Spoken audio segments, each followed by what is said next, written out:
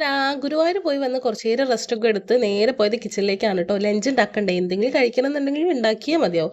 അങ്ങനെ അതാ ചോറും മീൻകറിയാണ് ഇന്നത്തെ പരിപാടി. അതിനിടയിൽ ഇഷാൻ ഉണ്ടല്ലോ വാതിൽ തുറന്ന് ഓടിപ്പോയി കുളിക്കണം എന്ന് പറഞ്ഞിട്ട്.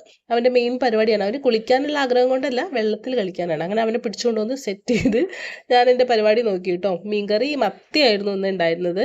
അങ്ങനെ മത്തിക്കറി വെച്ചു കേട്ടോ. തേങ്ങയൊന്നും അരയ്ക്കാതെ ചുമ്മാ അങ്ങനെ മുളക് ഇട്ടിട്ട് വെച്ചിട്ടുണ്ടായിരുന്നു. പിന്നെ അതിനിടയ്ക്ക് ഞങ്ങൾ കുരുമുളക് പപ്പടം മേടിച്ചിട്ടുണ്ടായിരുന്നു കേട്ടോ. ഗുരുവായൂർ പോയാൽ മെയിൻ ആണല്ലോ കുരുമുളക് പപ്പടം അല്ലെങ്കിൽ മസാല പപ്പടം.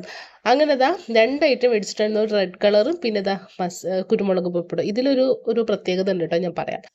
സോ ടേസ്റ്റ് നോക്കാനായിട്ട് നമ്മൾ അത് പൊരിച്ചെടുക്കുന്നുണ്ടായിരുന്നു. ഇത് അത്ര വലിയ ഇങ്ങനെ പൊങ്ങി വന്നില്ല കേട്ടോ. പക്ഷെ ആ റെഡ് കളർ ഉണ്ടല്ലോ, അത് നല്ല ബബിളായിട്ട് വന്നു കേട്ടോ. നല്ല കാണാൻ നല്ല ഭംഗിയുണ്ടായിരുന്നു. അങ്ങനെ ആ ടേസ്റ്റ് വൈസ് നോക്കാലോ എന്ന് കരുതി ടെസ്റ്റ് ചെയ്ത് നോക്കിയതാണ്. പിന്നെയാണ് ഞാൻ ആ നഗ്ന സത്യം മനസ്സിലാക്കുന്നത്. കുരുമുളക് പപ്പടം എന്ന് പറഞ്ഞ് വാങ്ങിയത് എള്ള് ഇട്ട പപ്പടമായിരുന്നു. എന്തായാലും ഞാൻ സൂക്ഷിച്ച് നോക്കിയപ്പോഴാണ് ആ കാര്യം എനിക്ക് മനസ്സിലായത്. പക്ഷെ ടേസ്റ്റ് വൈസ് ഓക്കെ ആയിരുന്നു കേട്ടോ. ഒരു സ്നാക്കൊക്കെ കഴിക്കുന്ന ഒരു വൈബായിരുന്നു. പപ്പടം കഴിക്കുന്ന പോലെയല്ല, എന്തോ ഒരു സ്നാക്ക് കഴിക്കുന്ന ഒരു ഇതായിരുന്നു. പക്ഷെ റെഡ് അത്ര അങ്ങോട്ട് പോരായിരുന്നു കേട്ടോ. അത് വലിയൊരു അതിൻ്റെ ഒരു ഫ്ലേവർ എരിവൊന്നും ഉണ്ടായിരുന്നില്ല. ഒരു നോർമൽ എന്തോ കഴിക്കുന്ന പോലെ അത്രേ ഉള്ളൂ.